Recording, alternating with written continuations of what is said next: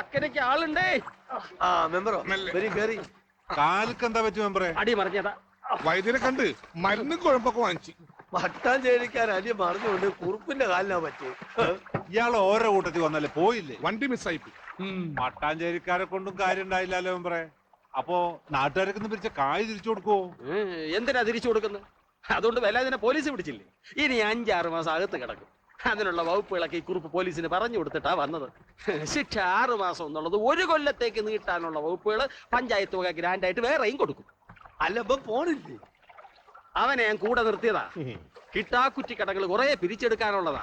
പേരിനെവരും ഒരു ഗുണ്ടയാണല്ലോ. ഇന്നലെ എന്റെ കോൺസെൻട്രേഷൻ മാറിപ്പോയതാണ്.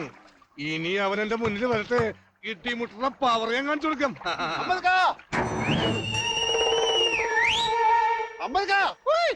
ആ എത്തിയോ?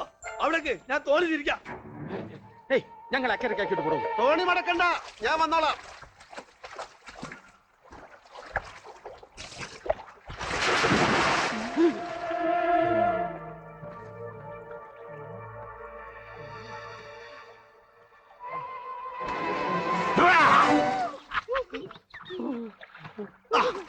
ഇടിപൊട്ടി നീ പോയില്ലേ? ഓൻ എന്റെ കയ്യും കാലും ഒടിക്കാണ്ട് പോവില്ലാന്ന് വാശിയിലാണോ? ഞാൻ വെറുതെ പറഞ്ഞതാ. ഇവരെ വിദ്യകളാക്കി പേടിക്കണ്ട. നിനക്ക് നീന്താൻ അറിയാം? എന്നാ ചാടി നീന്തിക്കോ. ഇപ്പൊ പോയ അക്കരയ്ക്ക് അങ്ങാടി ബസ് ഉണ്ട്. വണ്ടിക്കാശിന്റെ കയ്യിൽ അത് കുറിപ്പ് വരും. മെമ്പറെ ഇവന്റെ ബസിന്റെ പൈസ കൊടു.